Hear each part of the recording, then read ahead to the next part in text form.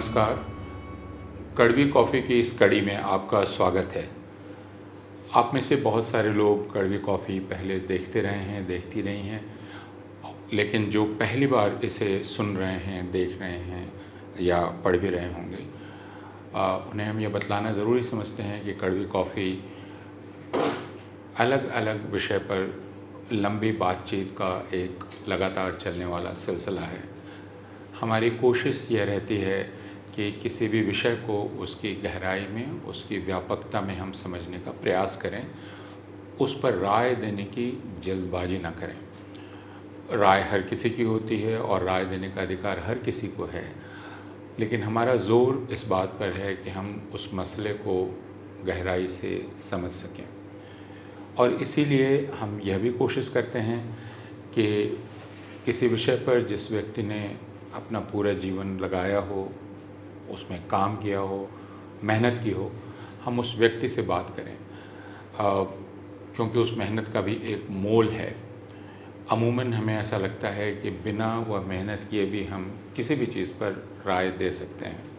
जैसा मैंने कहा कि उसका हर किसी को अधिकार है, उस अधिकार से किसी को वंचित नहीं किया जा सकता, लेकिन जनतंत्र में बिना किसी बात को अच्छी तरह से जाने उस पर मत दे देना कितना ख़तरनाक हो सकता है, ये दुनिया के जनतंत्र के इतिहास से हमने जाना है। बहरहाल, आपका एक बार फिर बहुत स्वागत है। आज हमारे साथ हमारे मित्र समाजशास्त्री प्रोफेसर सतीश देशपांडे हैं। आपका बहुत स्वागत है। सतीश को हम तब तक कड़वी कॉफ़ी में नहीं ला पाए जब तक वे दिल्ली में थे, और अब जब वे दिल्ली से बेंगलोर या बेंगलुरु चले गए हैं, तब हम उन्हें पकड़ पाए। आप इससे समझ सकते हैं दिल्ली की मुश्किलों को। सतीश समाजशास्त्री हैं। उनकी विशेष दिलचस्पी जाति और वर्ग से उत्पन्न होने वाली जो असमानताएं और जो जटिलताएं हैं उनमें है। साथ ही साथ शिक्षा के प्रश्न पर, विशेषकर उच्च शिक्षा में इस असमानता के प्रश्न पर सतीश देशपांडे का गहरा शोध है और उन्होंने काफ़ी कुछ लिखा है। आज सतीश, हम आपसे जाति के प्रश्न पर बात करना चाहते हैं, और मैं बात इससे शुरू करना चाहता हूं क्योंकि 4 जून को गुज़रे अभी महीना नहीं हुआ है, और 4 जून के जो नतीजे आए, 18वीं लोकसभा के नतीजे, उन नतीजों को भी समझने की कोशिश जितनी की गई, विश्लेषणकर्ताओं ने की, पत्रकारों ने की और लोगों ने की, तो उसकी व्याख्या की जो बुनियादी इकाई है या पहली इकाई है, वो अभी भी प्रायः जाति ही दिखलाई पड़ती है। हालांकि पिछले 10 वर्ष में धर्म की राजनीति का काफ़ी बोलबाला हुआ है और यह कहा जाता है कि वह निर्धारक हो गई है, लेकिन इस चुनाव में भी, वह चाहे बिहार हो, उत्तर प्रदेश हो या दक्षिण के राज्य भी हों या दूसरे राज्य हों, उनको समझने के लिए आखिरकार जाति ही बुनियादी इकाई है, प्राथमिक इकाई है। तो अभी भी भारतीय समाज को समझने के लिए जाति क्यों इतनी अनिवार्य इकाई है? जी, हमें आपके बहुत सारे श्रोतागण या दर्शक भूल गए होंगे, ये मात्र 10 साल पुरानी बात है। 2014 की बात है, जब मोदी जी पहली बार सरकार बनाई, उनकी सरकार बनी, तो 2014 के चुनाव के बारे में मीडिया के खास वर्ग में इसको लेकर के बहुत ज़्यादा उत्साह था। ये मैं अंग्रेज़ी मीडिया की बात कर रहा हूँ कि अब आखिरकार राजनीति में जाति की प्रासंगिकता को मोदी के जीत ने एक तरह से उसे ख़त्म कर दिया है, उसका अंत हो गया है। और अब जो राजनीति होगी वो जाति मुक्त राजनीति होगी। तो जो लोग इसको लेकर के इतना खुश हो रहे थे, अब केवल 10 साल की बात है, बात मुड़कर फिर वही जैसा आप कह रहे हैं जाति पर आ गई।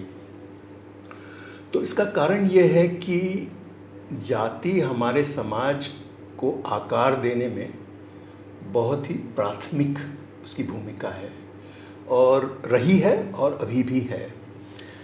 इस वजह से मुझे इसमें कोई आश्चर्य नहीं है कि जैसा आप कह रहे हैं कि अभी भी जाति इतनी निर्णायक भूमिका निभाती रही है। मेरे हिसाब से हमारे समाज में अभी अब तक कोई इतने खास लक्षण नहीं दिखते कि जाति की इस निर्णायक भूमिका से हम निजात पा सकें या उससे हम दूर जा सकेंगे। इसके कई कारण हैं और सबसे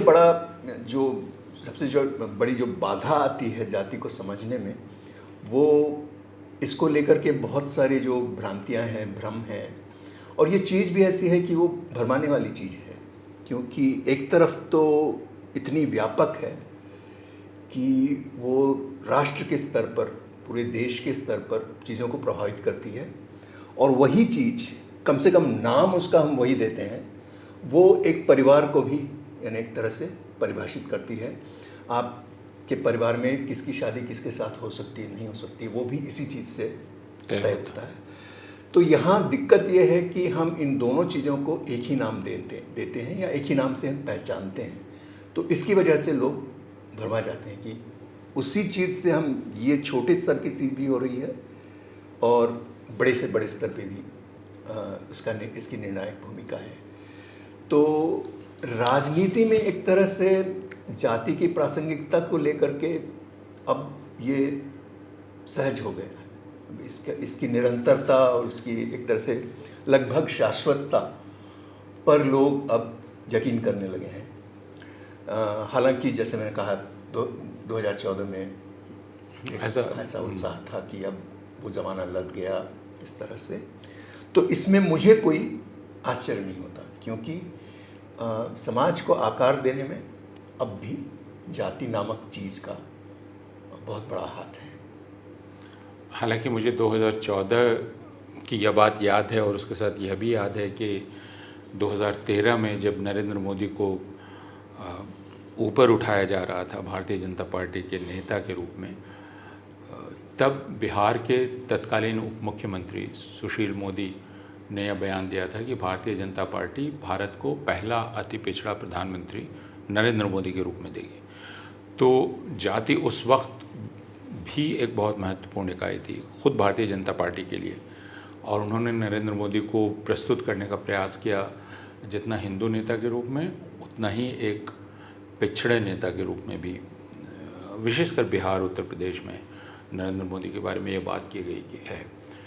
तो ये जो जिसे आप कह रहे हैं कि जाति अभी भी और शाश्वत, लगभग शाश्वत हो गई है, और इसकी विडंबना पर हम लोग आगे बात करेंगे कि तो जाति क्या राजनीति की बुनियादी इकाई है या यह समाज की बुनियादी इकाई है? और क्योंकि मुझे 1961-62 लगभग उसी समय का आर.के. करंजिया का एक इंटरव्यू नेहरू से याद आता है, जवाहरलाल नेहरू से, जिसमें उन्होंने जाति के बारे में पूछा और नेहरू ने कहा कि जाति अब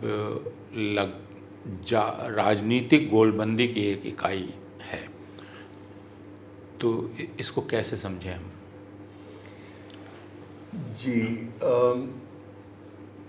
मेरा मानना है कि जाति नाम की जो चीज़ है उसकी हमने कोई अभी तक परिभाषा नहीं सामने रखी, और ये अच्छा है कि हमने परिभाषित इसको नहीं किया।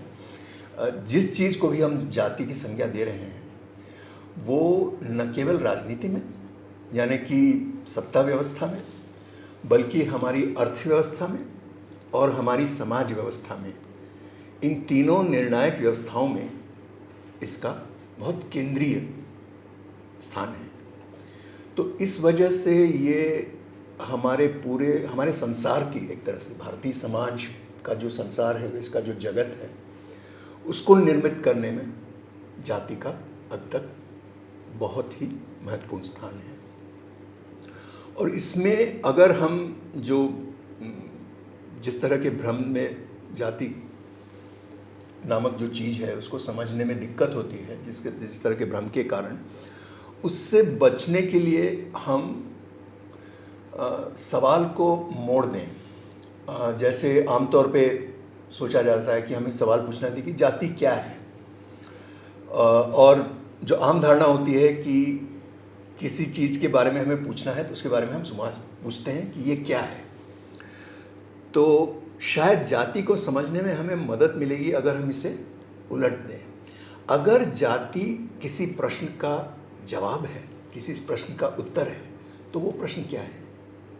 अगर हम इस ढंग से सोचें कि जाति को हम एक जवाब या उत्तर के रूप में देखें, यानी कि उसे हम एक चाबी के रूप में देखें, ताले के रूप में नहीं कि ये बंद ताला है तो इसकी कुंजी कहाँ मिलेगी हमें, या एक गुत्थी है इसको हम कैसे सुलझाएं।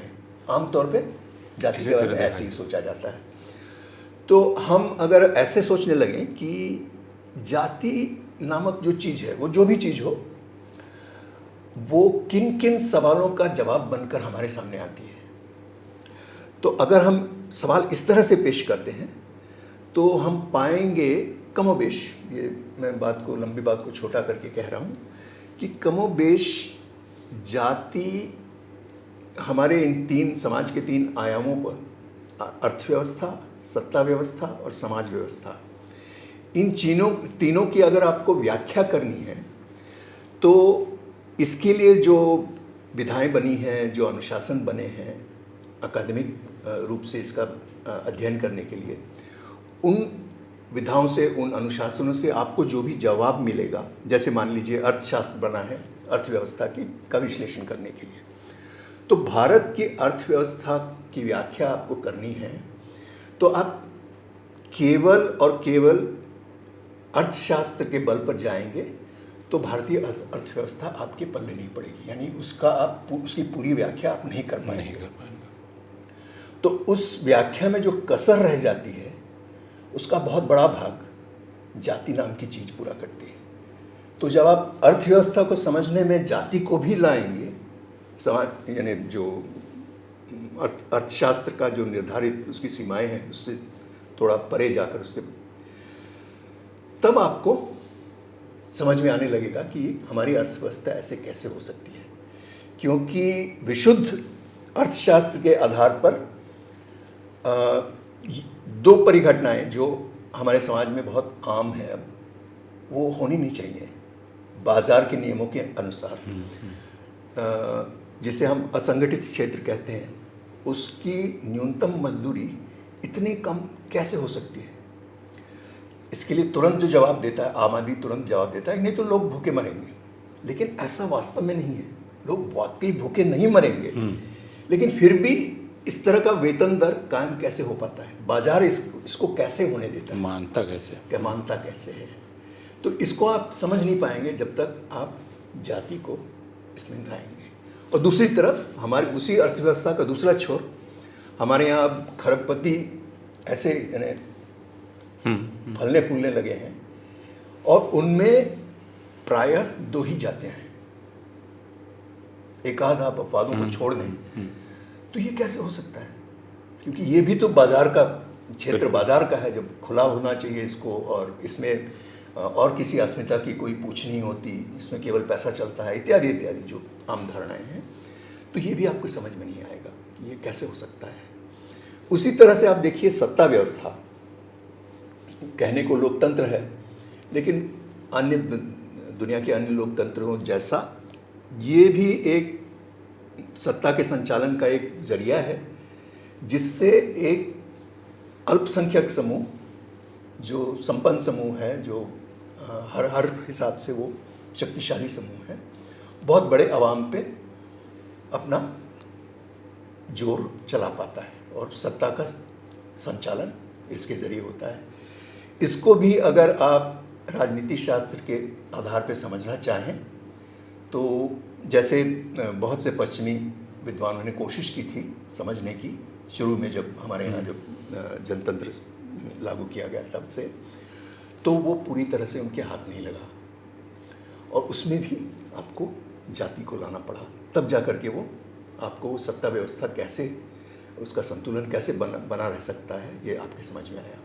उसी तरह से समाज व्यवस्था में भी आप देखिए, जैसे दूसरे संस्थान भी हैं, जैसे धर्म है, वर्ग है, इनके आधार पे आप जो भी व्याख्या तैयार करेंगे उसमें कुछ कसर रह जाएगी, कुछ जगह बाकी रिक्त स्थान रह जाएगा। उसको भरने के लिए आपको जाति का सहारा लेना होगा। तो इस तरह से आप जाति को ऐसे समझ सकते हैं कि वो एक अपरिहार्य घटक है हमारे समाज की संगठना का, वो एक अपरिहार्य घटक है। और किसी भी हमारे समाज के किसी भी आयाम को समझने के लिए आपको जाति का सहारा लेना पड़ेगा। और ये अतिरिक्त है, इत्यादि है, ऐसा नहीं है, ये अनिवार्य है, अपरिहार्य है, इससे बचा नहीं जा सकता। तो ऐसे आप देखेंगे तो आपको फिर नज़र आने लगेगा कि क्यों हर जगह जाति दिखती है, और जहाँ दिखती भी नहीं है वहाँ वो मौजूद है और वो अपना असर दिखा रही है, भले ही उसका नाम न लिया जाता हो। जैसे अर्थव्यवस्था में कई जगह उसका नाम नहीं लिया जाता, लेकिन वो काम करती है। अगर आप उद्योगपतियों को देख लें या कौन काम कर रहा है, और आप पता करने की कोशिश करें कि वो किस जाति के हैं, तो पता चलता है सिर्फ 2 जातियों के लोग ही सबसे ज़्यादा हैं और बाकी नहीं। या जैसे हाल में अभी मैं कोई चर्चा देख रहा था जिसमें कहा गया कि अग्रवाल स्वीट्स तो आप नाम रख सकते हैं, लेकिन चमार स्वीट्स आप नाम नहीं रख सकते हैं। यह उस चर्चा में कहा गया। तो ये बहुत स्पष्ट है। लेकिन एक भ्रम अभी भी इस अनिवार्यता और इस सर्वव्यापी उपस्थिति, यानी जैसे ऑक्सीजन हमारे बीच रहता है या बाकी गैसें रहती हैं, वैसे जाति है, इसके बाद भी एक ज़िद जैसी है, और वह ख़ासकर अकादमिक जगत में बहुत ज़्यादा है। इधर वो बढ़ गई है ज़िद, लेकिन पहले से रही है कि जाति हमारी प्राथमिक सच्चाई नहीं है। और दरअसल भारतीय समाज को जाति के माध्यम से नहीं समझा जाना चाहिए।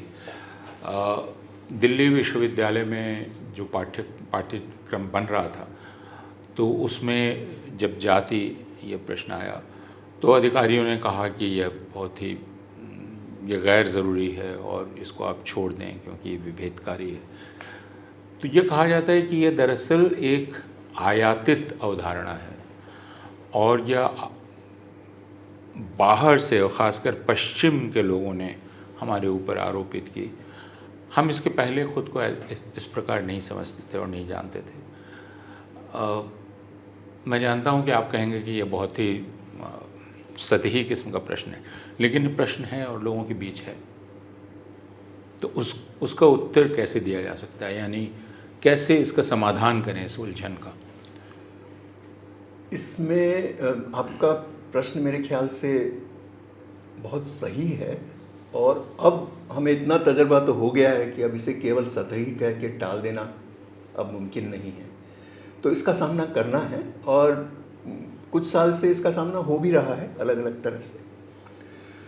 तो इसमें सबसे पहले हमें अलग करना है जो चीज़ें बेवजह या फिर अनजाने गुत्थम गुत्था हो जाती हैं, उसकी वजह से भ्रम पैदा होता है, उनको हमें अलग करके सुलझाने की इस गुत्थी को सुलझाने की कोशिश करनी है। एक तो ये कि हम जाति की या जाति जो परिघटना है, जिस तरह की चीज़ वो है, उसे, उसकी वास्तविकता को, और उस पर जो विमर्श तैयार होता है उसको, इन दोनों को हम पहले अलग करें। तो जाति पर विमर्श हमारे यहाँ पूरा पहले भी था, और उसे एक खास मोड़ दिया गया जब हमारा साक्षात्कार पश्चिम से हुआ, और खासकर जब पश्चिम के विद्वानों ने इसमें रुचि लेना शुरू की। तो जाति के विमर्श का अपना इतिहास है, उसकी अपनी कहानी है, और जाति जो वास्तविकता है उसकी अपनी कहानी है। और ये दोनों ज़रूरी नहीं है कि ये कदम ताल में चलें। इनमें कभी एक किसी दिशा में बढ़ जाता है तो कोई दूसरी दिशा में बढ़ जाता है। तो इस तरह से इनमें कोई ज़रूरी नहीं है कि इनमें तालमेल हमेशा हो।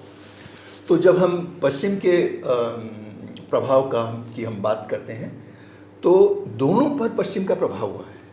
जो चीज़ वास्तव में जाति है उस पर भी उसका प्रभाव हुआ है औपनिवेशिक सत्ता के कारण, और फिर वैचारिक जगत में भी जो कुछ हुआ पश्चिम से, उस पर भी असर हुआ है, और जो विमर्श है उस पर तो हुआ ही है, जाहिर है कि हुआ है और प्रत्यक्ष रूप से हुआ है। तो इन दोनों को अगर हम अलग अलग करके देखें तो ये कहना अति सरलीकरण है। इस तरह से वो सतही कहा जा सकता है कि अमुक चीज़ हमारे यहाँ थी ही नहीं, ये प्रत्यारोपित चीज़ है, बाहर से लाई गई चीज़ है और ज़बरदस्ती थोपी गई है हमारे यहाँ। ये बिल्कुल सरासर गलत है। पर कुछ चीज़ें थोपी गई, पर वो जाति नहीं थी जो थोपी गई, वो उस पर जो विमर्श है, उसके प्रति जो दृष्टिकोण अपनाना, जो आधुनिकता के तहत जो वाजिब समझा गया, मुनासिब समझा गया, वो दृष्टिकोण बदलता गया। तो इसमें एक बात ये भी है कि जैसे एक जाति के क्षेत्र में जो सबसे ज़्यादा प्रख्यात पश्चिमी विद्वान है लुई डुमॉन, वो एक तरह से जाति नामक संस्थान के प्रशंसक इसलिए थे कि यहाँ गैर बराबरी को प्रत्यक्ष रूप से और ईमानदारी से उसे माना गया है, जबकि पश्चिम में बराबरी का सिद्धांत तो है लेकिन व्यवहार में हमेशा उस सिद्धांत से बचा जाता है। जबकि यहाँ लगभग, वो कहना चाह रहे थे कि लगभग उल्टा है, लेकिन वहाँ तक नहीं जा पाए। लेकिन वो उन्होंने इस बारे में इसको लेकर के उनके अपने अंदर बहुत जाति के प्रति आकर्षण था कि ये एक संस्थान है जो एक तरह से देखा जाए तो हज़ारों साल चल रहा है, और जहाँ गैर बराबरी को एक सम्मानजनक स्थान दिया गया है, जो कि सार्वजनिक विमर्श में उसे स्थापित किया गया है, उससे मुंह नहीं मोड़ा गया है। तो इसको लेकर के फ्रेडरिक नीत्शे, वो भी इससे बहुत प्रभावित थे। हालांकि इस पर अध्ययन उनका इतना नहीं था जब न कि दूसरों की है, लेकिन ये जो भाव है कि देखिए, हमारे यहाँ जिस चीज़ को हम छिपाते हैं, पीठ पीछे हम जो करते हैं, वो यहाँ खुलेआम होता है, और इसे एक तरह से उसको सबके सामने सैद्धांतिक रूप से होता है, और उसे सहज रूप से उसे समाज का एक अंग बनाया जाता है, और ये झूठ नहीं फैलाया जाता कि हम सब बराबर हैं। तो एक तो ये दृष्टिकोण आप ले सकते हैं, लेकिन दिक्कत ये भी है कि जिस चीज़ को हम जाति की संज्ञा देते हैं वो चीज़ भी बदलती जाती है, या जिस सवाल का जवाब जो सवाल हमारे मन में होता है जब हम पूछते हैं कि जाति क्या है, तो वास्तव में जाति हमारे लिए एक प्रकार का जवाब है, और हमारे मन में एक पहले से दूसरा सवाल होता है जिसके लिए हम जाति नाम की किसी चीज़ को जवाब के रूप में ढूंढ रहे होते हैं, और उस रूप में हमें वो नज़र नहीं आती तो हम झल्ला उठते हैं कि ये हमारे काम क्यों नहीं आ रही है। तो इसलिए मेरा मानना है कि जब भी हम जाति नामक जो चीज़ है उससे हम विस्मित हों, या उसके किसी परिघटना से हमें लगे कि अरे ये कैसे हो सकता है, तो हमें वापस इस पर आना है कि वाकई में हम किस सवाल का जवाब खोज रहे हैं, किस चीज़ को हम जाति की संज्ञा दे रहे हैं। और इसमें दो जो कठिनाइयाँ आती हैं, और ये वास्तव में कठिनाइयाँ हैं, ये जाति को वास्तव में बहुत जटिल चीज़ बनाती हैं। पहला और शायद सबसे महत्वपूर्ण, कि जाति तत्व नहीं है, वो एक तरीका है, वो एक प्रणाली है, एक तरह की पद्धति है, जिसे अंग्रेजी में मोडालिटी कहते हैं। किसी चीज़ को अमल करने का एक सिद्धांत है। और इसी के साथ साथ जाति तत्व नहीं है, ये एक रिश्ता है। तो जाति का मूल है पारस्परिकता।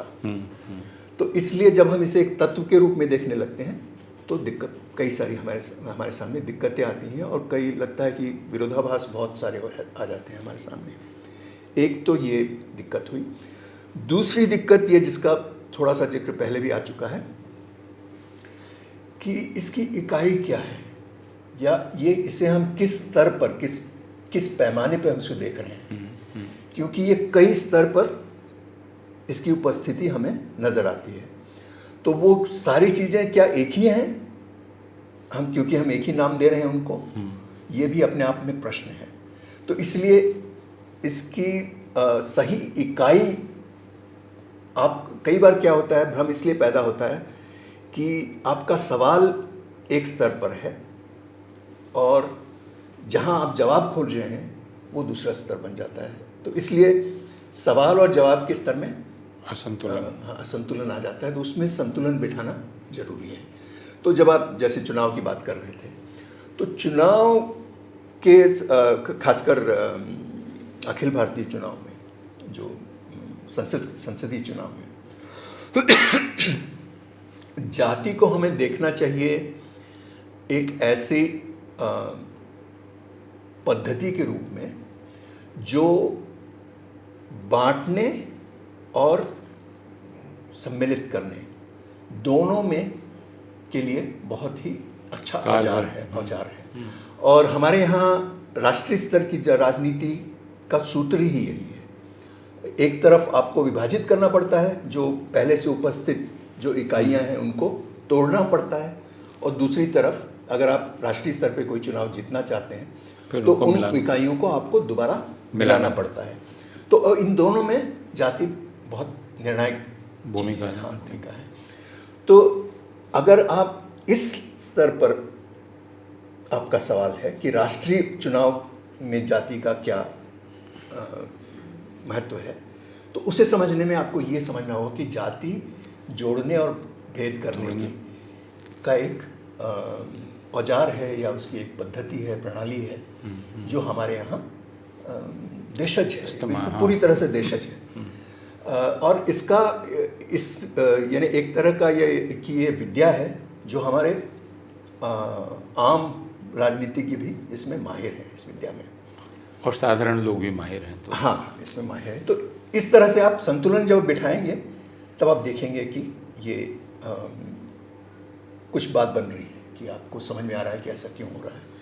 पर जो ज़्यादा मुश्किल चीज़ है, और जो अकादमी में भी इसे पूरी तरह से निभाया नहीं जा सकता, क्योंकि ये वाकई बहुत मुश्किल है, ये परस्परता वाला इसका जो आयाम है। क्योंकि ये बहुत आसानी से यहाँ ये वैचारिक क्षेत्र इतना फिसलाव है यहाँ, कि आप जानते हुए भी कि एक रिश्ता है, आप फिसल कर तत्व पर पहुँच जाते हैं, और इसकी वजह से भी काफ़ी गलतफहमियाँ होती हैं। लेकिन फिर इसमें जो मुश्किल पैदा होती है वो ये कि आम तौर पर यह माना गया था, और यह पिछली शताब्दी की बात है या उसके पहले की भी बात है, कि जाति एक प्रकार की आदिम इकाई है, और जब आप जाति कहते हैं तो उससे पिछड़ेपन का एहसास भी होता है कि आप ख़ुद को जाति के सहारे पहचानने की कोशिश करें, या अपना परिचय देने की कोशिश करें, या उस समुदाय को उस आधार पर संगठित करने की कोशिश करें, तो आमतौर पर कहा जाता है यह मध्यकालीन मानसिकता है। दोनों चीज़ों को कहा जाता है। धर्म को भी अगर आप लाएंगे तो लोग कहते हैं यह मध्यकालीन मानसिकता है, और जाति को भी लाएंगे तो कहेंगे कि यह पिछड़ी हुई मानसिकता है। और इसमें यह कल्पना की गई थी कि अब इस आधार पर हम खुद को पहचानना बंद कर देंगे। इस पर हम लोग आगे भी बात कर सकते हैं कि बाबा साहब अम्बेडकर ने भी जो जाति का उन्मूलन की कल्पना की थी, उसमें कल्पना जाति के उन्मूलन की थी कि उसका विनाश होगा, समाप्ति होगी। लेकिन अब जाति तकरीबन स्थायी हो गई है। जैसा आपने कहा कि चुनाव में दोनों चीज़ें ज़रूरी होती हैं, पहले विभाजित करना और फिर एक तरह का सम्मिलन। तो अब यह दिखलाई पड़ता है कि जो कुछ भी है वह इस आधार पर ही है, जाति के आधार पर। फिर आधुनिकीकरण की परियोजना का क्या हुआ जी, और फिर उस इच्छा का क्या हुआ कि जाति का विनाश हो जाएगा, और क्या वह हमेशा के लिए स्थगित कर दी गई या बंद कर दी गई, या अब उसकी चर्चा नहीं करनी चाहिए क्योंकि वह बात ही अप्रासंगिक है। जी, ये भी एक बहुत अहम सवाल है, खासकर हमारे समाज के लिए, और मैं समझता हूँ हमारी पीढ़ी के लिए। जो हमारी पीढ़ी को आप एक सेतु पीढ़ी कह सकते हैं। जो हमसे पहले जो पीढ़ी थी उन्होंने स्वतंत्रता से पहले का काल देखा, और अब हमारे बाद जो पीढ़ी आ रही है वो इस नई शताब्दी की देन है या उसकी उपज है, और दुनिया जो पूरी तरह से बदल चुकी है। तो हमारी पीढ़ी के लिए और इस अंतराल के लिए, हमारे देश की इस अंतराल के लिए ये समझना बहुत ज़रूरी है कि जिसे हम किस आधार पे हम इसे मध्यकालीन मान रहे थे, क्योंकि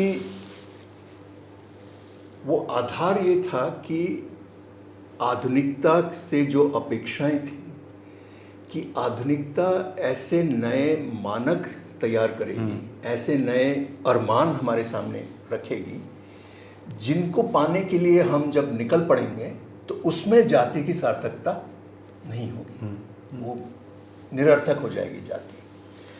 तो एक तरह से हमारा विश्वास, हमारी आस्था थी उन नए मानकों में, उन नए आदर्शों में जो आधुनिकता जिसमें हमें दिखा कि आधुनिकता का ये वादा है कि इस तरह के नए आदर्श आएंगे हमारे सामने।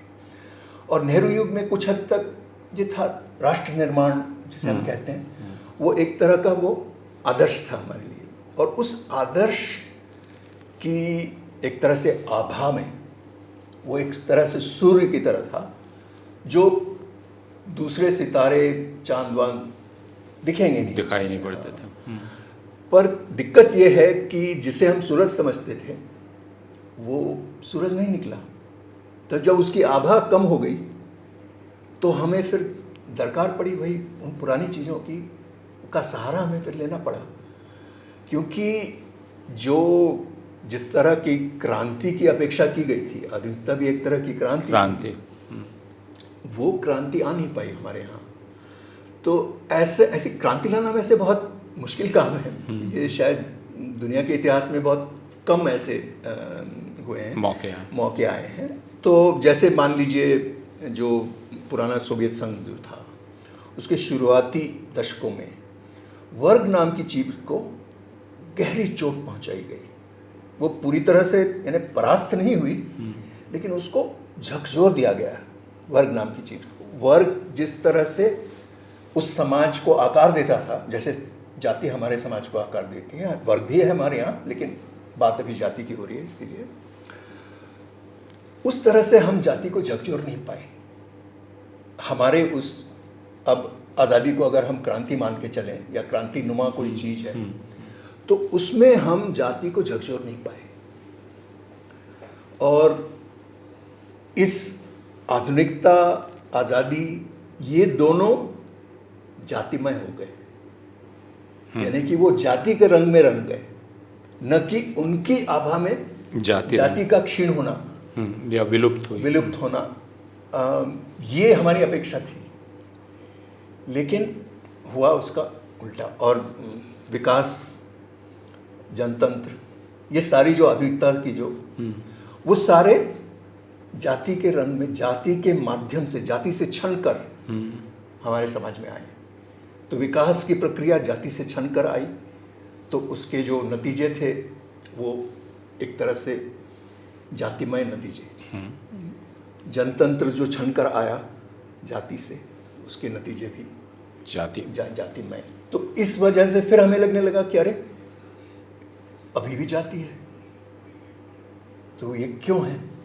क्योंकि आधुनिकता से हम जो चाहते थे और जो हमने सोचा था कि आधुनिकता ये कर दिखाएगी, वैसा हो नहीं सका।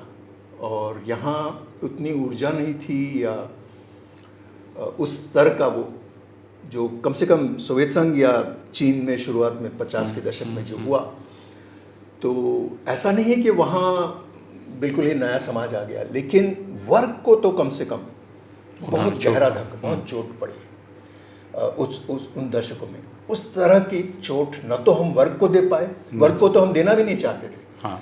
जाति को हमने ऐलान किया कि हम उसे ख़त्म करना चाहते हैं, लेकिन उसमें ईमानदारी नहीं बरती गई, या फिर ऊर्जा नहीं थी, या फिर वो हमारे लिए राहु काल था, या पता नहीं क्या था।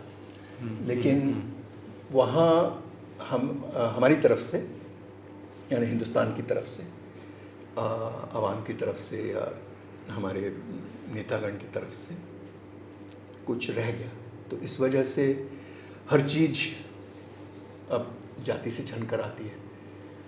तो एक बात जो आप कह रहे थे और उससे मेरी समझ में आ रही हो, जिसको लेकर काफ़ी भ्रम रहता है कि हर चीज़ जाति से छन कर आ रही, तो एक प्रकार की असहायता मालूम पड़ती है कि हम सारे लोग ही असहाय हैं, और आखिरकार ये टिकी हुई है, ये एक ऐसी चीज़ है जो टिकी हुई है आधुनिकता के सारे हमलों के बावजूद और सारे दावों के बावजूद ये टिकी हुई है।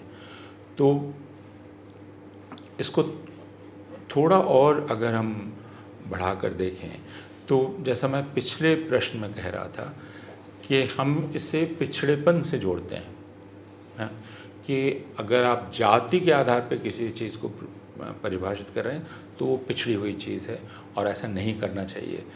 2014 के चुनाव नतीजों के विश्लेषण की भी आपने बात की कि लोगों ने कहा अब हम पार कर गए हैं और उसके आगे सोचने लगे हैं। लेकिन अब क्यों जाति के आधार पर परिभाषित करना पिछड़ा हो? क्योंकि और इसको थोड़ा उलट कर देखें कि जो लोग ये कुछ दिन पहले तक ये कह रहे थे कि यह पिछड़ी हुई बात है और जातिवाद किया जा रहा है, जाति की राजनीति जातिवाद है, और अब वे स्वयं काफ़ी गर्वपूर्वक घोषणा कर रहे हैं कि वे ब्राह्मण हैं या वे ब्रह्मर्षि समाज। हालांकि ये सारे समाज पहले भी थे और इनके सम्मेलन हुआ करते थे और इनके अंतर्राष्ट्रीय संगठन हैं। तो आप अत्यंत आधुनिक देशों में चले जाते हैं, लेकिन आपका जो बुनियादी आपकी पहचान है वो ब्रह्मर्षि समाज की है या किसी और समाज की है। तो क्यों इसको पिछड़ा माना जाए, एक सवाल ये होगा। और क्यों न माना जाए कि ये अब एक नए ढंग से एक आधुनिक इकाई है? मेरा मानना यही है कि जाति को प्राचीन कहना या उसे हमें हमारे अतीत से जोड़ना नादानी है, क्योंकि ये पूरी तरह से समकालीन है, आधुनिक है। दिक्कत यही है कि जैसे कालांतर में हर चीज़ बदलती है, वैसे जाति भी बदली है, और वो एक चीज़ नहीं है, जैसा कि हम पहले भी कह रहे थे। तो बदलाव आए हैं, लेकिन ये पूरी तरह से आधुनिक है। आज जो जाति अपना असर दिखा रही है वो कोई अतीत के अवशेष हों, ऐसा नहीं है, कतई नहीं। तो जैसे उदाहरण के लिए मैं कह रहा हूँ कि कई बार मुझसे पूछा जाता है, या कम से कम पूछा जाता था, अब नहीं पूछा जाता है EWS के बाद, कि ये रिजर्वेशन कब तक चलेगा। और ये तो हाँ, एक ज़माने में हुआ करता था भेदभाव, लेकिन अब तो नहीं होता। सब आपको उदाहरण गिनाते थे कि हमारे यहाँ एक बहुत अमीर, कहानी इसी प्रकार की होती थी, बहुत अमीर कथित निचली जात के और एक गरीब कथित ऊंची जात की आपको कहानी सुनाई जाती थी। तो इसमें भ्रम कहाँ है?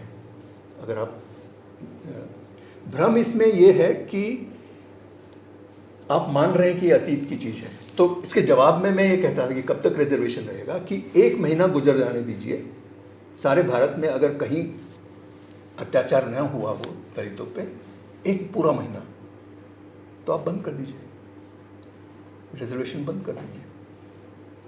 तो ऐसा मेरा मतलब ये था कि ये आज की चीज़ है, और ये किसी पुरानी चीज़ के एवज में या उसका हर्जाना, इस तरह का जो की व्याख्या जो की जाती है, उससे मैं सहमत नहीं हूँ। उसका एक अंश हो सकता है इसमें, लेकिन ये आज की चीज़ है। जातिगत भेदभाव हमारे समाज की समकालीन चीज़ है। तो इसकी आधुनिकता में मुझे कोई, इसके बारे में कोई शक नहीं है। फिर जातिवाद क्या है? तो इसमें बहुत बड़ा कदम ये है कि अगर हम मान के चलें कि हमारा समाज आज भी एक तरह से जाति नियंत्रित है, तो इस बड़े कदम के बाद हमें थोड़ी राहत मिलेगी कि हम सही ढंग से फिर सोच पाएंगे कि कैसे और इसमें दिक्कत ये आती है कि जातिवाद जिसे हम कहते हैं वो उसे हम सीमित कर देते हैं केवल जहाँ जाति का प्रत्यक्ष आह्वान हो, कि कोई जाति के परचम तले निकल पड़े कि हम अमुक जाति के हैं, केवल उसे ही हम जातिवाद मानते हैं। लेकिन जाति नाम की जो चीज़ है वो अपना उसका सबसे असरदार अवतार मूक अवतार, जैसे एक देवी हुआ करती है मूकांबिका, तो उसी तरह से जो सबसे शक्तिशाली जो अवतार है जाति का, हाँ, वो मूक है। मूक अभिव्यक्ति। कम से कम इस ढंग से, इस लहजे में, राजनीति, सड़क की राजनीति के लहजे में उसका आह्वान नहीं किया जाता, जो कि और जिससे लाभ मिलता है कथित ऊंची जातियों को। तो जाति के असर को आप देखिए, ये मत देखिए कि कौन उसका जाप कर रहा है। तो अगर आप असर को देखने लगेंगे तो ये असर आप हर जगह पाएंगे। जैसा हम कह रहे थे पहले कि हर चीज़ अगर जाति से छनकर आ रही है तो इसके लक्षण आपको दिखेंगे। अगर आप आंखें खोलकर देखें तो इसके लक्षण आपको दिखेंगे।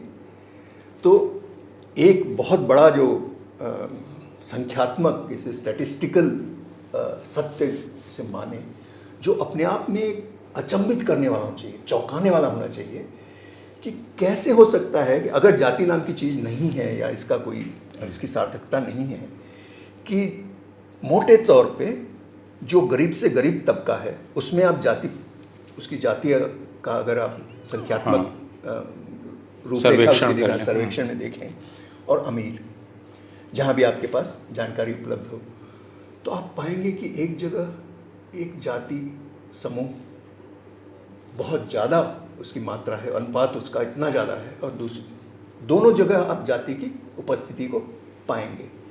तो ये इतने साल बाद कथित तौर पे जब जाति का उन्मूलन या हमारे संविधान ने इसका वध कर दिया, या ऐसा कम से कम मानना था, तो ऐसा नहीं हुआ है। जब आप देखेंगे तो इतनी इस तरह की स्थिरता और कैसे पैदा हुई, अगर ऐसा है तो जातिगत स्थिरता।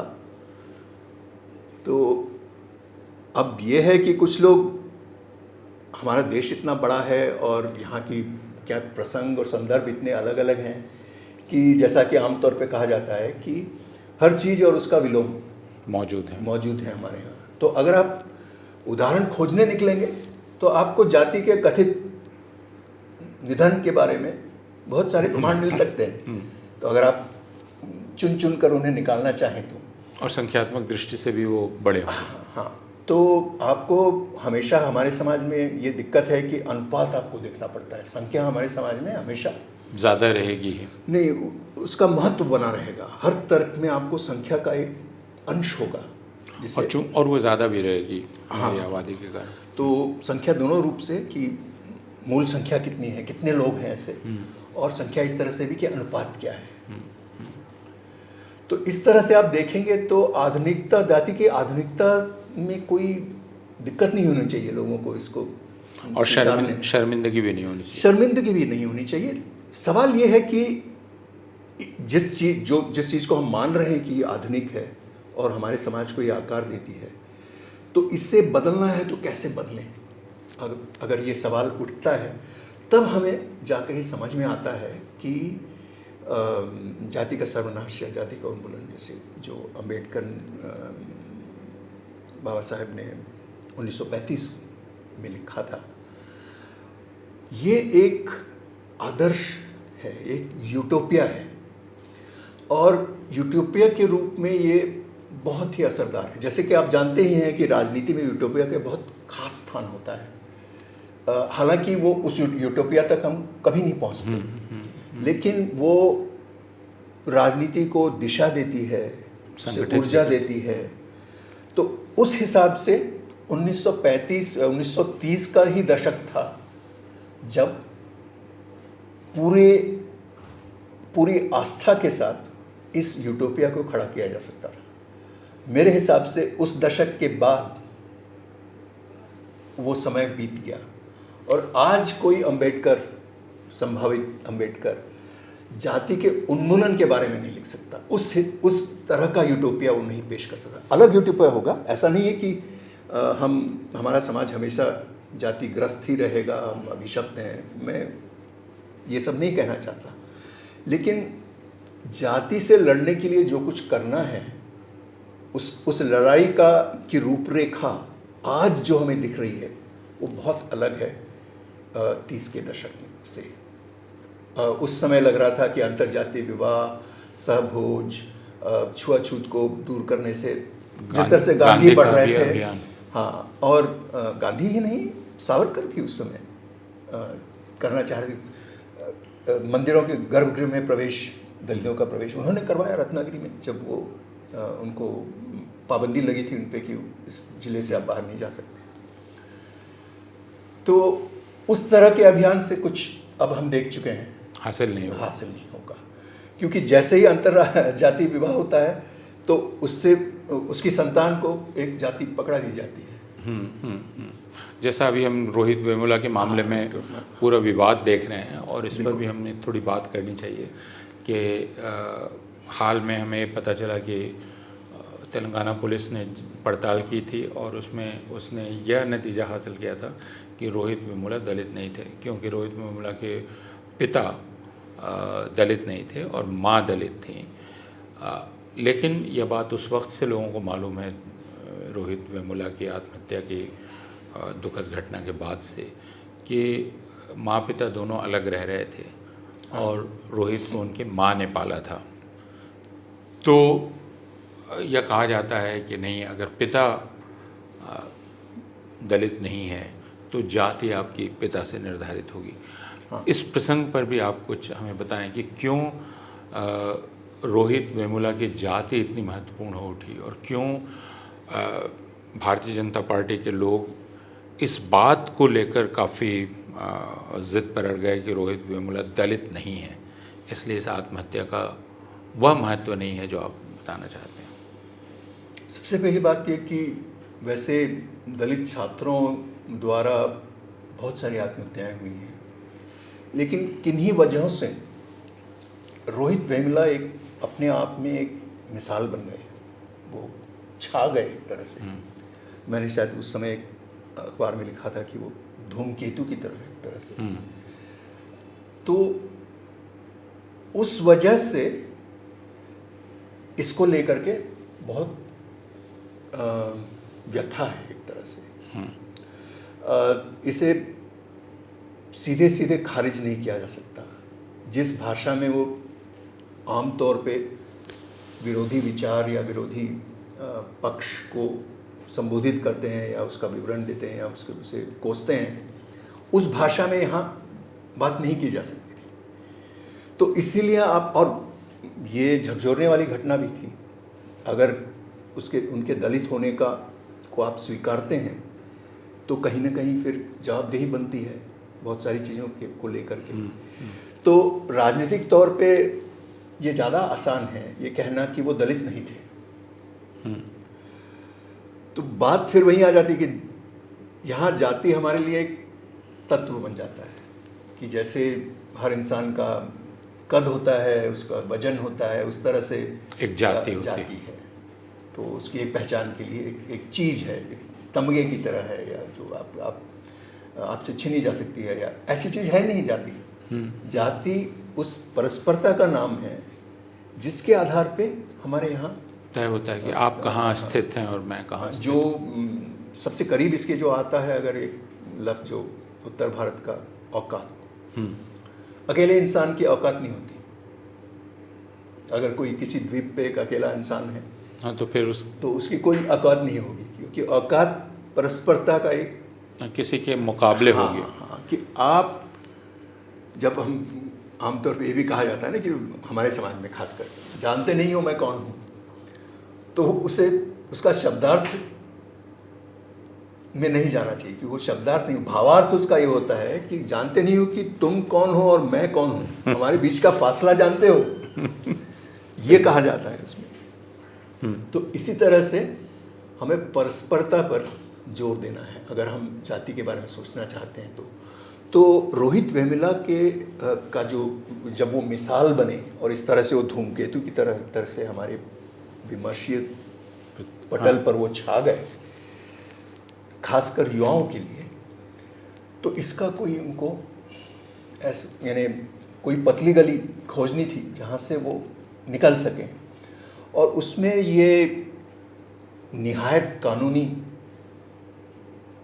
अंदाज से ये कहना कि क्योंकि ऐसे कोर्ट के फैसले हैं कई कि पिता के जाति के आधार पे तय होगा, संतान की जाति तय होती है, अंतर्जातीय जब, तो उस कोर्ट के फैसले के आधार पे आप कह रहे हैं कि ये दलित नहीं थे, लेकिन ये तो एक तरह से बचाव का एक रास्ता है जो सब जानते हैं कि बचाव का रास्ता है, कोई इसमें कोई उन्हें कोई राजनीतिक विमर्श के रूप में इन्हें कोई फ़ायदा नहीं है इससे, वो नुकसान बचाना चाह रहे हैं, तो ये बचाव का एक तरीका है मेरे हिसाब से, और इससे किसी और को ज़्यादा कुछ फ़र्क नहीं पड़ा है।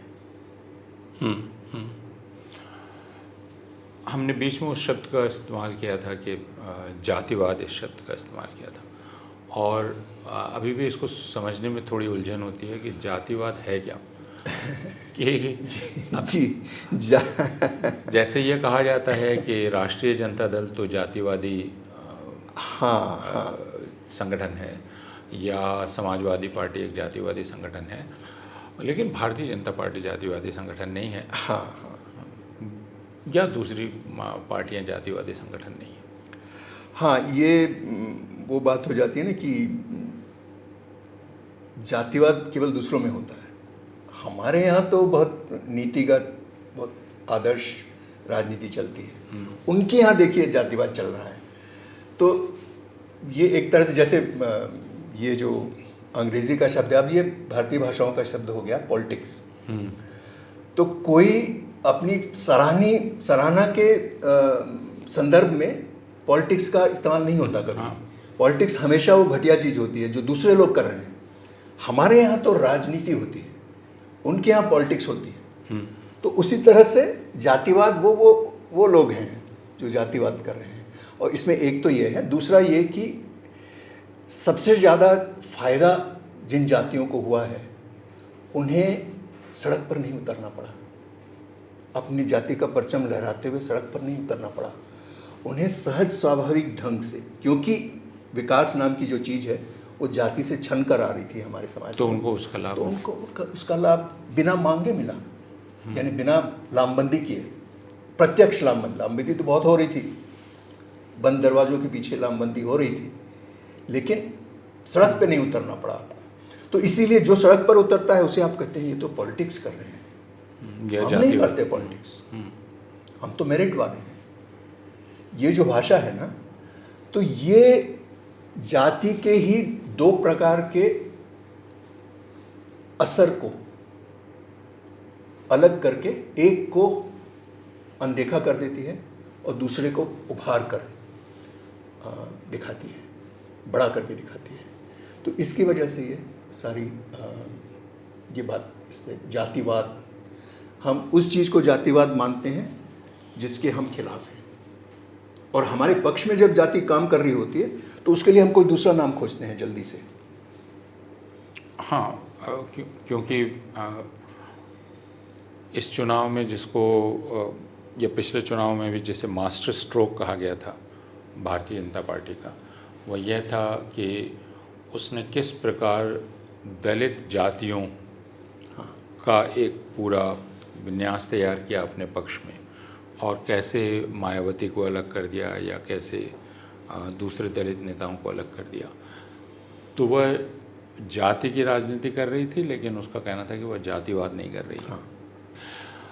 लेकिन उससे अलग हम यह भी समझना चाहते हैं कि क्या जिस तरह जाति की बात हम बिहार, उत्तर प्रदेश जैसे क्षेत्रों के लिए करते हैं, या ठीक उसी तरह हम तमिलनाडु, कर्नाटक, तेलंगाना, आंध्र प्रदेश के लिए भी करते हैं? जी, बिल्कुल अच्छा सवाल, खासकर आज के संदर्भ में। और लगभग 7-8 महीने से मैं अब बेंगलोर रह रहा हूँ, जैसा आपने कहा, तो मुझे इसका बहुत अब तीव्र एहसास हो रहा है कि कथित रूप से जिसे हम दक्षिण भारत कहते हैं, जिसे उत्तर भारत कहते हैं, ये जो बने हुए हैं हमारे यहाँ, उनमें बहुत ज़्यादा फ़र्क नज़र आ रहा है अब मुझे। तो अब ये जाति का सवाल, हमने कहा था कि जाति विकास जाति से छन कर आ रहा है, पर हमें ये भी देखना है कि कितना विकास, किस क्षेत्र में कितना विकास हुआ, कैसा विकास हुआ। तो आमतौर पे जो दक्षिण में जिस तरह का विकास हुआ वो ज़्यादा सफल रहा, और ख़ास करके बीच के लोगों के लिए। सबसे पहले तो जो बहुत ही ज़्यादा गरीब थे, उनका गरीबी का उन्मूलन इन दक्षिण के राज्यों में कुछ ज़्यादा हो पाया उत्तर भारत के मुकाबले। संख्या कम थी, कोई भी कारण हो, और अनेक कारण थे। और वहाँ ये भी याद रहे कि दक्षिण भारत में जाति की राजनीति बहुत पहले आई। अगर आप पश्चिमी और दक्षिण भारत को छोड़ दें तो उत्तर भारत में राजनीति में जाति को लाना और उसके जरिए राजनीति में जो उसका जो सत्ता का जो बंटवारा होता है वो जाति से प्रत्यक्ष रूप से प्रभावित हो, ऐसा दक्षिण और पश्चिम भारत में पहली बार, खासकर दक्षिण में। और आज जो हम देख रहे हैं वो लगभग एक सदी के संघर्षों का असर हम देख रहे हैं। क्योंकि तमिलनाडु में सबसे पहले जो रिजर्वेशन आया था वो 1920 में, वो जस्टिस पार्टी हो कई और कारणों से उस समय वहाँ जो लामबंदी हुई थी जाति को लेकर, तो उसका नतीजा हम देख रहे हैं। और मोटे तौर पे ये दूसरे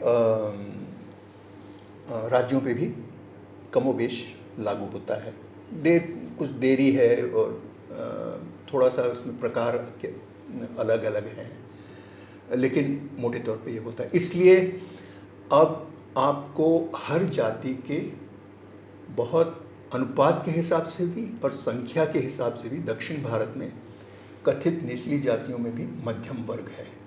केवल उनमें नहीं, मुसलमानों में भी मध्यम वर्ग, संपन्न मध्यम वर्ग है, मौजूद है। उत्तर भारत की सबसे बड़ी समस्या ये रही है कि जिसे भी हम आप दबा कुचला मानते हैं या भेदभाव से ग्रसित मानते हैं, उस तबके का मध्यम वर्ग उभरा नहीं है। तो उत्तर भारत में दलित मध्यम वर्ग बहुत हाल की चीज़ है भी तो, और अनुपात के हिसाब से बहुत छोटा, नगण्य है बहुत। तो इस हिसाब से इसका बहुत फर्क पड़ता है, क्योंकि चंद अमीर आपको हर जगह मिल जाएंगे, जिनका बहुत मीडिया में बहुत उछाला जाता है कि दलित करोड़पति, तो दलित करोड़पति एकाध आपको हर प्रांत में मिल जाएंगे। लेकिन ये जो मध्यम वर्ग है, और गरीब भी तो आपको हर जगह मिलेंगे ही, लेकिन मध्यम वर्ग से जो सांस्कृतिक और विचारधारात्मक जो बदलाव आता है और जो एक तरह का आत्मविश्वास आता है किसी समुदाय में, वो मध्यम वर्ग लाता है, क्योंकि उसका अनुपात बड़ा होता है और उसकी एक तरह से उसका औसत होना, या कम से कम ये दावा कि हम औसत हैं, उससे बहुत फर्क पड़ता है। तो वो उत्तर भारत में कम रहेगी। तो इसकी वजह से जाति का की जो छवि है और जाति की राजनीति के जो प्रकार हैं उनमें भी अंतर है। ये मैं पूरी तरह से बारीकी से मैं समझ नहीं पा रहा हूँ अभी तक, क्योंकि अभी भी मैं शुरू कर रहा हूँ इसको समझने की। तो इससे भी मेरे ख्याल से काफ़ी फर्क पड़ता है। और ये बिल्कुल सही है कि कथित रूप से एक ही जाति हो, मान लीजिए दलित को ही लीजिए, वो भी एक तरह से जाति समूह है, लेकिन दक्षिण में, उत्तर में, पश्चिम में इसका आकार, उसका जो प्रोफाइल है अलग अलग होगा। और इसको अब इसमें बारीकी से जाना बहुत ज़रूरी हो गया है, क्योंकि एक तरफ तो हमारे यहाँ प्रदेशों के बीच आवाजाही अब बहुत ज़्यादा हो गई है। खासकर दक्षिण भारत को लें तो दक्षिण भारत में उत्तर के हर वर्ग के तबके के लोग भारी मात्रा में आ रहे हैं, अनुपात के हिसाब से भारी मात्रा में आ रहे पूरब हैं। से भी तो पूरब उत्तर से असम, उड़ीसा, बंगाल, उड़ीसा, झारखंड, फिर वहाँ से बिहार, यूपी, राजस्थान, मजदूर वर्ग के लोग आ रहे हैं, मध्यम वर्ग के लोग आ रहे हैं और खासा अमीर लोग और ये आईटी वाले, ये सब भी आ रहे हैं।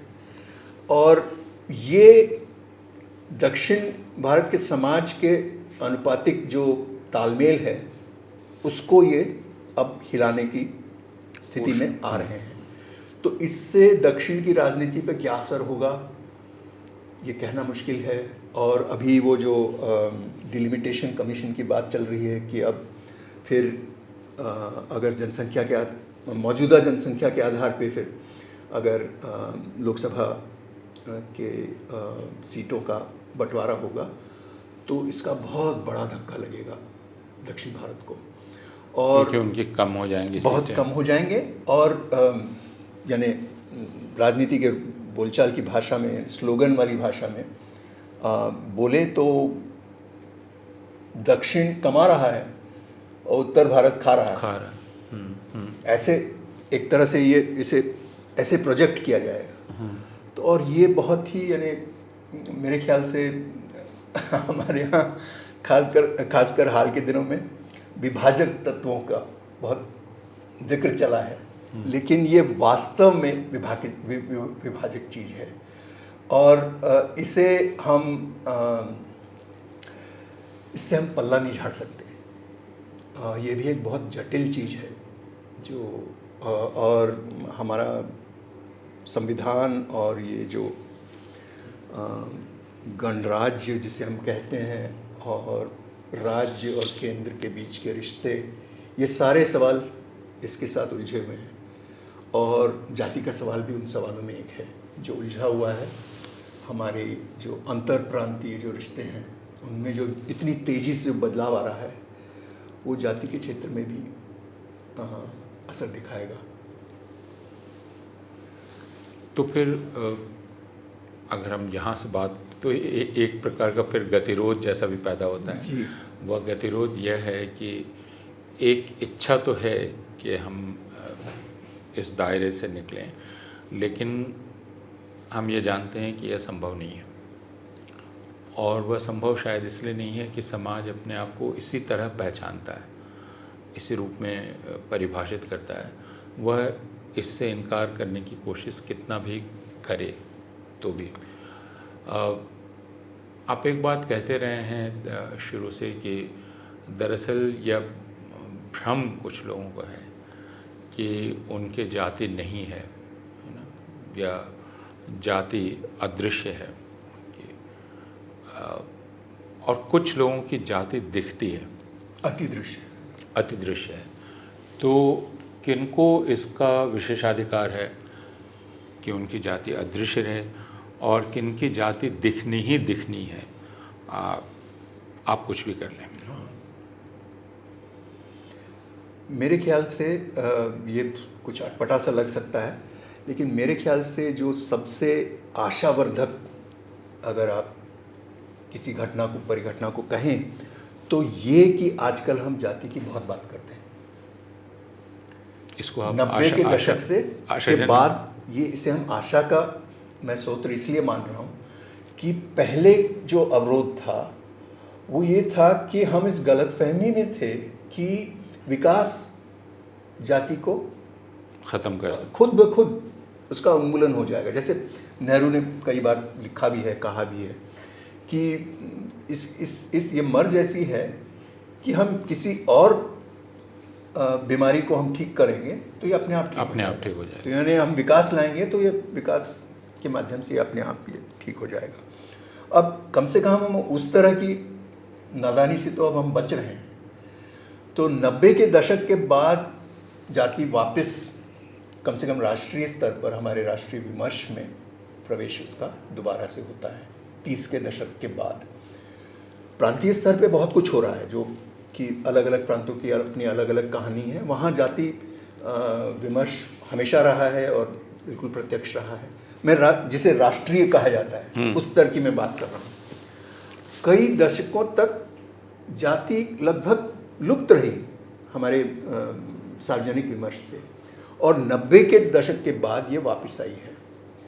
तो आप कल्पना कीजिए कि हम क्या कोशिश कर रहे हैं। हम कोशिश कर रहे हैं कि जिस ज़मीन पे हम खड़े हैं वो एक तरह से जातिमय ज़मीन है।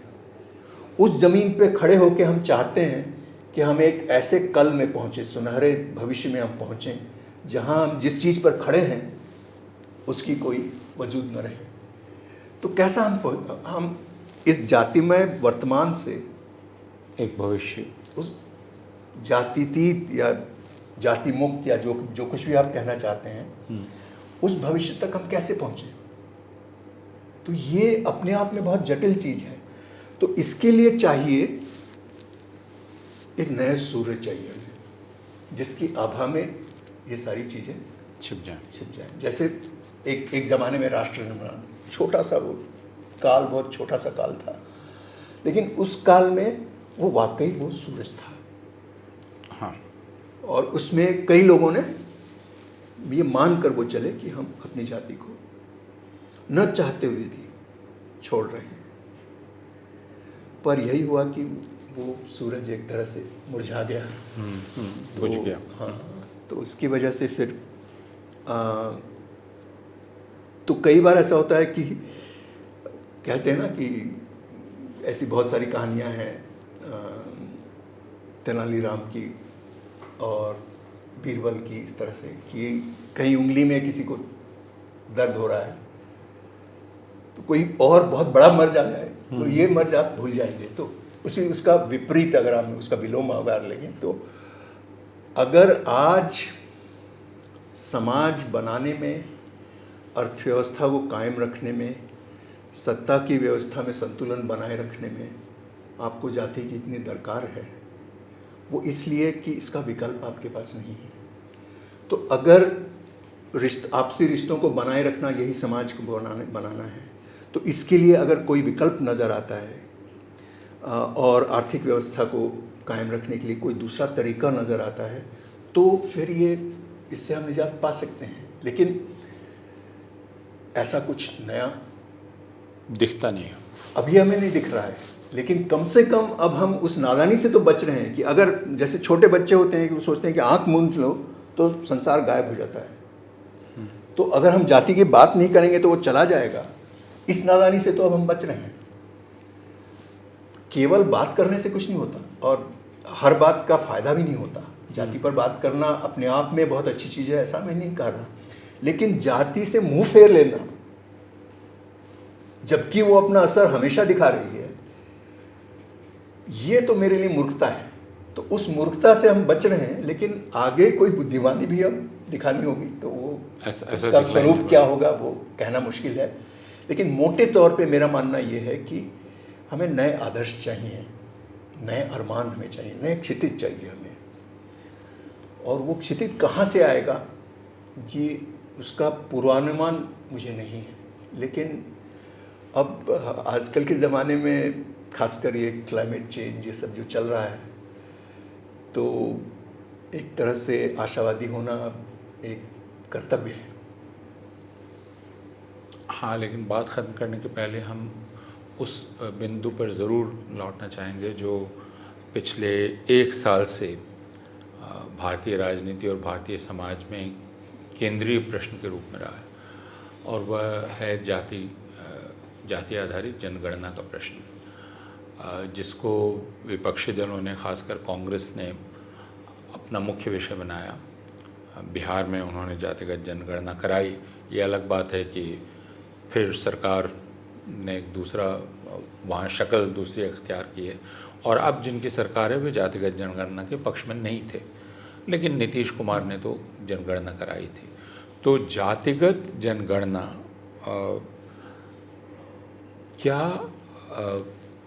अपने आप में समाधान है, और क्या यह नारा कि जिसकी जितनी संख्या भारी उसकी उतनी हिस्सेदारी यह नारा अंतिम रूप में कारगर नारा है और उचित नारा है? अब दोनों ही सवालों में मेरा जवाब नहीं है। मैं ये हमेशा से कहता आया हूँ कि जाति जनगणना एक लंबे सफ़र का पहला छोटा सा कदम है। हम अगर ये छोटा सा कदम भी ना उठाएं तो उस सफ़र में हम जाएंगे ही नहीं। पर ये पहला कदम है और बहुत छोटा कदम है, और इससे तत्काल में जो आने वाले समय में, करीब के समय में समस्याएं हमारी बढ़ेंगी, घटेंगी नहीं, लेकिन आगे जाकर ये फायदेमंद होंगे हमारे लिए, ऐसा मेरा मानना है। तो अब तक और आजकल जो बातें चल रही हैं, जिन कारणों से लोग जाति जनगणना के पक्ष में हैं और जिन कारणों से उसका विरोध कर रहे हैं, इसमें मुझे बहुत सारी खामियां नज़र आती हैं मुझे। और कई बार जो जाति गणना के पक्षधर हैं उनका थोड़ा मुझे बचकाना सा लगता है कि अगर कोई अगला आपको किसी चीज़ से मना कर रहा है कि ऐसा मत करो, तो वो कहने नहीं हम इसको करके रहेंगे। कुछ इसका ये रुख भी है कई जगह, जिसकी सोचा नहीं गया कि इसके आगे क्या होगा। और बहुत सारे लोगों को ये उनमें ये अपेक्षा पैदा की गई है कि किसी तरह, किसी ऑटोमेटिक तरीके से, स्वचालित ढंग से कोई फ़ायदा आपको मिलेगा इससे। ये ऐसा कुछ नहीं होने वाला। लेकिन अब तक हम जिन तथ्यों से बचते आए थे, जिनसे हम मुख फेरते आए थे, उनकी तरफ उन्मुख होना एक कदम है, ये आगे बढ़ने का वाला कदम है। लेकिन इसके आगे हमें सोचना होगा, क्योंकि ये जो रिजर्वेशन वाला जो चौखट है ये बहुत संकरा है, और जाति विषमता की जो समस्या है वो बहुत विशाल समस्या है। तो ये ऊँट के मुंह में जीरा या वही वाली बात होगी ये, क्योंकि अगर आपका संगठित क्षेत्र कुल मिला के 6% से ज़्यादा नौकरियां उसमें नहीं हैं, और उस 6% में आप आधा दे रहे हो किसी को, तो 3% से किसका क्या भला होगा इतने बड़े देश में। तो मेरे ख्याल से वो कोई अपने आप में कोई, ज़्यादातर आम तौर पे जनगणना को रिजर्वेशन से जोड़ा जाता है, उसको जोड़ कर ही देखा जाता है। ये बिल्कुल यानी दूर की बात तो ये सोच ही नहीं रहे हैं, ये 10 साल बाद की भी बात नहीं सोच रहे हैं। जो लोग ऐसा सोचते हैं कि इससे एक तो रिजर्वेशन की मात्रा बढ़ा देने से, अनुपात बढ़ा देने से आपकी समस्या हल हो जाएगी, ये हल नहीं होगी। पर मेरे ख्याल से जो एक प्रकार का उग्र कथित उच्च जातीय रूढ़िवाद था कि जाति को हम नहीं गिनेंगे, उस रूढ़िवाद को ख़त्म करना ज़रूरी है।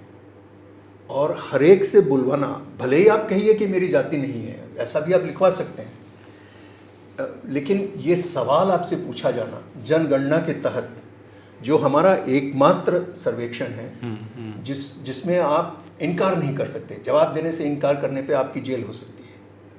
तो ऐसे सर्वेक्षण में आपसे पूछा जाना कि आपकी क्या जाति है, ये एक इससे लोगों को सीख मिलेगी, क्योंकि ये वही लोग हैं जो बहुत ज़्यादा बौखला जाते हैं जाति गणना जनगणना को लेकर। ये वही लोग हैं जो कहेंगे कि जानते नहीं हो कि मैं कौन हूँ, वो उसी भाषा में बोली। तो उनसे ये सहा नहीं जाता कि कोई मामूली स्कूल टीचर आके उनसे पूछेगा कि आपकी जाति क्या है, तो पूछेंगे जानते नहीं हो मैं कौन हूँ। तो इसलिए वो कह रहे हैं कि ये मध्यकालीन चीज़ है, ये है, उसको हम पीछे छोड़ चुके हैं।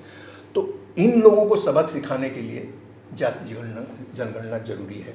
मुझे नहीं लगता कि अपने आप में कोई ये रामबाण है, इससे कुछ हो जाएगा, बल्कि मैं कह रहा हूँ कि समस्याएं बढ़ेंगी और ये हमें मजबूर करेंगी आगे जाकर सोचने के लिए कि विषमता को दूर करने का कारगर तरीका क्या है और इनसे कैसे लड़ा जा सकता है। और जनगणना से कम ये बात सामने आएगी कि 70 साल के कथित विकास के बावजूद, जो जाति निरपेक्ष जिसका होना था, उसके बावजूद हमारी हालत क्या है आज, और हाँ, विकास किसके पास कितना और क्यों, बहुत आपको साफ ढंग से दिखेगा कि विकास नाम की चीज़ जो है वो जाति से छन कर आई है जब आप जनगणना करेंगे। और ये मेरे लिए, मैं मानता हूँ कि ये अच्छी चीज़ है। अगर लोग इससे आमने सामने हों इस तथ्य से, तो आगे का रास्ता फिर आपको खोजना है, कम से कम ये आभास तो होगा। ये नहीं होगा कि हमने तो हमारी तरफ से तो हमने इसे सुलझा दिया था, अब ये लोग जो राजनीति करना चाहते हैं, जो पॉलिटिक्स करना चाहते हैं, वो उलझा रहे हैं, वो लोग उसको बेवजह उलझा रहे हैं। अब तक यही मानना, ये बहुत प्रभावशाली मीडिया में, कथित मध्यम वर्ग में जो ज़्यादातर सवर्ण हैं, उसमें ये रूढ़ी एक तरह से प्रचलन था कि इसको नकारना बहुत मुश्किल था। इसके खिलाफ आप सोचिए 10 साल पहले की ही बात है कि ऐसा आमतौर पे जाति जनगणना पे जिस तरह से आज लिखा जा रहा है, संभव नहीं था, बिल्कुल संभव नहीं था। तो अगर हम कहें तो विडंबनापूर्ण ढंग से हम 21वीं शताब्दी में जाकर अब जाति का सामना करने की हालत में पहुँचे हैं, और जिसे हम मध्यकालीन कहते रहे हैं या जिसे एक आदिम अवधारणा कहते रहे हैं। और शायद अब हमें अपने औजार विकसित करने हैं और उपकरण विकसित करने हैं, और जिनसे हम इसको समझ भी सकें। और लेकिन आप यह भी कह रहे हैं कि इसमें सिमट के न रह जाएं, बल्कि आप उन आदर्शों की खोज की बात भी कर रहे हैं जिनसे नई पहचानें बन सकें और नए रिश्ते बन सकें। क्योंकि आपने जाति को कहा है कि जाति पारस्परिकता के अलावा कुछ भी नहीं है, रिश्तों के अलावा कुछ नहीं है, और जनतंत्र भी रिश्तों के अलावा कुछ नहीं है जी, समाज भी रिश्तों के अलावा कुछ नहीं है। तो अगर उन रिश्तों की भाषा हम नई नहीं खोज पा रहे हैं जी, तो फिर यह एक तरह से हमारी असफलता होगी जी। और यही यानी जाति से निजात पाना क्रांति क्यों होगी, वो इसलिए कि जिस दिन हम जाति से निजात पाते हैं तो उसका आशय यही है, निष्कर्ष यही है कि हमने आपसी रिश्तों के बारे में समाज के स्तर पे, आजीविका के मामले में, अर्थव्यवस्था के स्तर पे और सत्ता व्यवस्था के स्तर पे हमने कोई दूसरा उपाय निकाला है जाति के अलावा। उसका आशय यही होगा। और ये तो इसकी तो हमें अपेक्षा करनी ही चाहिए। ये ऐसा भविष्य है जिसकी ओर हमें बढ़ना ही है। तो मैं ये नहीं मानता कि जाति अपने आप में कोई निदान है, कोई कुंजी है या कोई इससे कुछ हासिल होने वाला है। ये समस्या है, इससे हमें आगे बढ़ना है। पर किस तरह की समस्या है इसके बारे में हमारे बहुत भीमकाय, बहुत बड़े भ्रम थे, और उन भ्रमों को हम धीरे धीरे करके उनसे हम आगे बढ़ रहे हैं। पर ये समस्या है, इसका हमें सामना किसी दिन करना होगा। अब तक जब हम कहते थे कि हम जाति से लड़ रहे हैं, हम कर कुछ और रहे थे। तो इस तरह की नुरा कुश्ती से तो आप बच सकते हैं। बहुत शुक्रिया।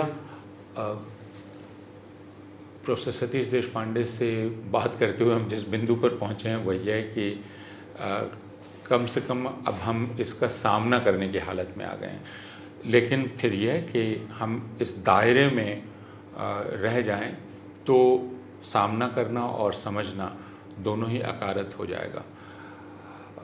आपको बहुत बहुत शुक्रिया सतीश, और आप सारे लोगों का भी जिन्होंने इस बातचीत को इतने ध्यान से, धैर्य से सुना। अगर यहाँ तक आप पहुँचे, और आप हमें राय ज़रूर दें कि आपको ये बात कैसी लगी, पिछली कड़ियाँ कैसी लगी, और कौन से विषय हैं जिन पर आप चाहेंगे कि बात हो।